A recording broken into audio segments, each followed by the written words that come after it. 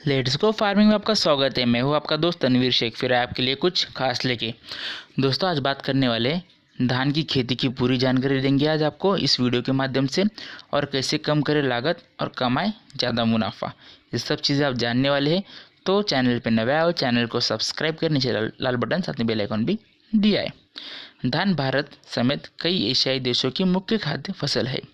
इतना ही नहीं, दुनिया में मक्का के बाद जो फसल सबसे ज़्यादा बोई और उगाई जाती है वो धान ही है। करोड़ों किसान धान की खेती करते हैं। खरीफ सीजन की मुख्य फसल धान लगभग पूरे भारत में लगाई जाती है। अगर कुछ बातों का शुरू से ही ध्यान रखा जाए तो धान की फसल ज़्यादा मुनाफा देंगी। धान की खेती की शुरुआत नर्सरी से होती है, इसीलिए बीजों का अच्छा होना ज़रूरी है। कई बार किसान महंगा बीज खाद तो लगाते हैं, लेकिन सही उपज नहीं मिल पाती है।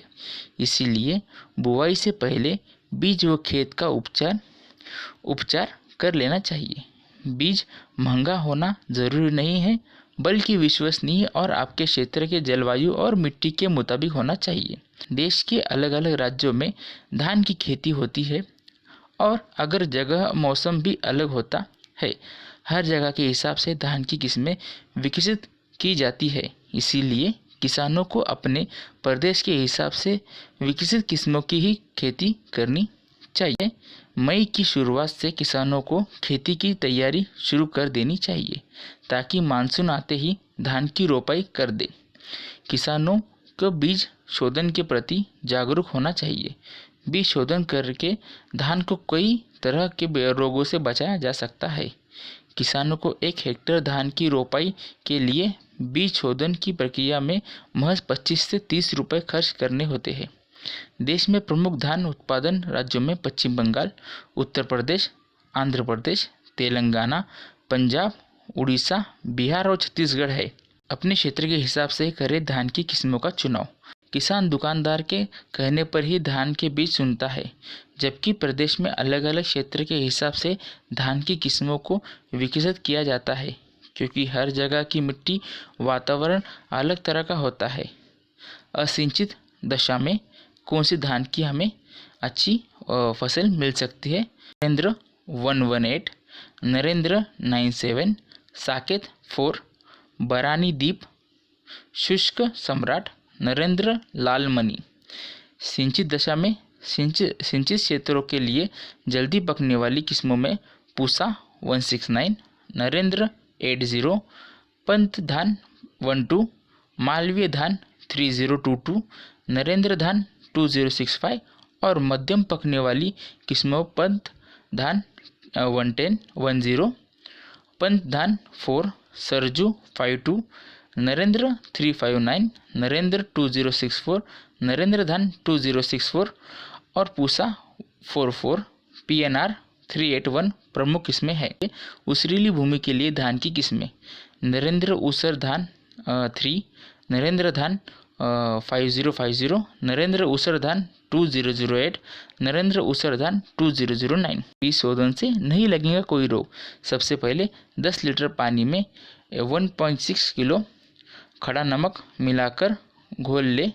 इस घोल में एक अंडा या फिर उसी आकार का एक आलू डालें, और जब अंडा या आलू घोल में तैरने लगे तो समझिए कि घोल तैयार हो गया है।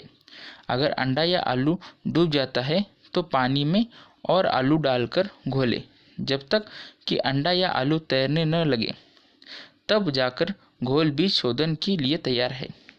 तैयार घोल में धीरे धीरे करके धान का बीज डालें। जो बीज पानी की सतह पर तैरने लगे उसे फेंक दें, क्योंकि ये बीज बेकार होते हैं। जो बीज नीचे बैठ जाए उसे निकाल लें, यही बीज सही होते हैं। इस घोल का उपयोग 5 से 6 बार धान के बीज शोधन के लिए कर सकते हैं। तैयार बीज को साफ पानी से 3 से 4 बार अच्छे से धो लें।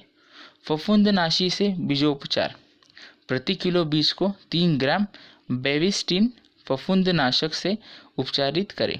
फफूंदनाशक का उपयोग पाउडर के रूप में धुले हुए बीज में मिलाकर कर सकते हैं, या फिर 3 ग्राम प्रति किलो बीज को पानी में मिलाकर उपचारित करें। ऐसे अंकुरित करें बीज। उपचारित बीज को गीले बोरे में लपेटकर ठंडे कमरे में रखें। समय समय पर इस बोरे पर पानी सींचते रहे। लगभग 48 घंटे के बाद बोरे को खोलें। बीज अंकुरित होकर नर्सरी डालने के लिए तैयार होते हैं। जैव उर्वरक से करें खेत की मिट्टी का उपचार। खेत तैयार करते समय प्रति एकड़ खेत की मिट्टी 10 से 12 किलो बीजीय नील हरित शैवाल और 10-12 किलो PAB जैव उर्वरक का छिड़काव कर मिश्रित करें।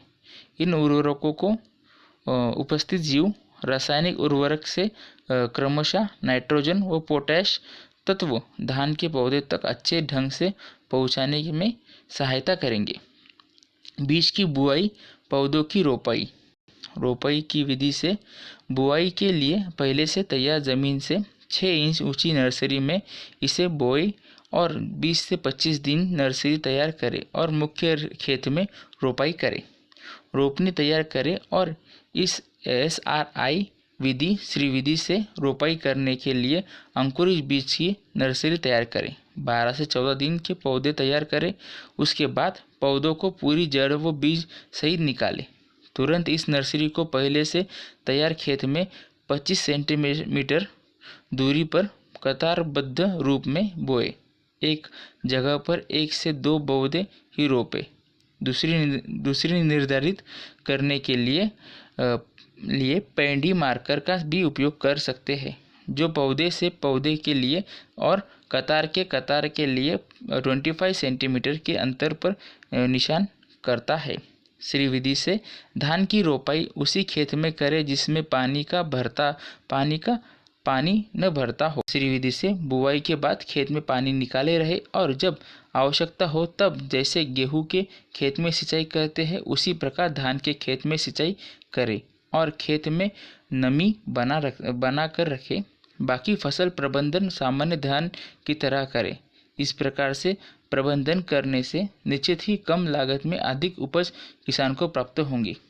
दोस्तों, आज हमने धान की खेती के बारे में आपको कम लागत में ज़्यादा मुनाफा कैसे कमा सकते हैं इस चीज़ में हमने आज वार्तालाप किया आपसे। उम्मीद करता हूँ आपको वीडियो अच्छी लगी होंगी। वीडियो अच्छी लगी वीडियो को लाइक करें, शेयर करें और चैनल को सब्सक्राइब किए बिना ना जाए। दोस्तों, मैं हूँ आपका दोस्त Tanveer Shaikh. Let's go farming में आपका स्वागत है। थैंक्स फॉर वॉचिंग दोस्तों।